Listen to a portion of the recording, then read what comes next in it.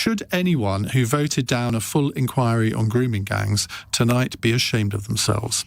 Now, a Conservative amendment to the Children's Wellbeing in Schools Bill calling for a national inquiry into the grooming gang scandal was voted down by 111 votes to 364, and the Lib Dems courageously abstained. We'll come to Christine in a minute on that one. Patrick Spencer. Fantastic. I mean, where do I start? I should start, actually, by saying that I worked in the Department for Education with Josh McAllister on the independent review into children's social care, which brought up a lot of the recommendations that fed into this bill, whether it was strengthening multi-agency safeguarding arrangements, regional care cooperatives, family group decision-making.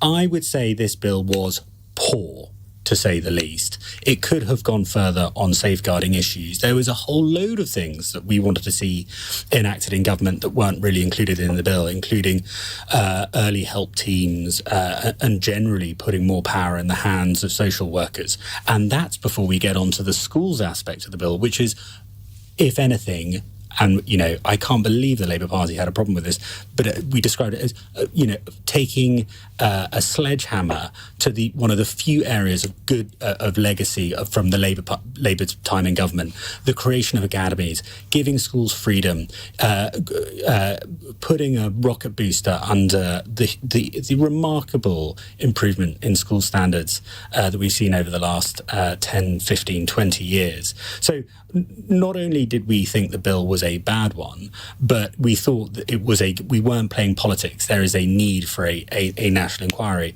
And Sian, to your point about Nadia Whittam's point, girls being let down because they feel like they're weaponised, girls were let down because people didn't step in to protect them, I'm afraid, and a national inquiry. So why didn't the Conservative government either, did it? Yeah. We did do some things. I agree. You didn't implement any of the recommendations from no, I disagree. We accepted 18 of them. The one we did, you didn't implement them. They were embedded in legislation that would have been taken through if it wasn't for the fact that there was a general election. But I would be the first one to accept. Well, the recommendations were made in 2022. Yeah. It takes time to embed things in legislation, and on top of that,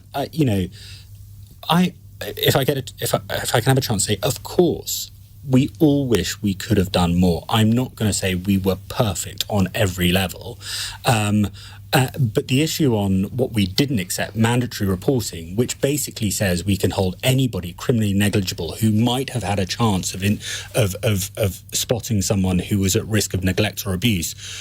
When we consulted the industry, the care sector on this, 51% of practitioners said they didn't want to see mandatory reporting.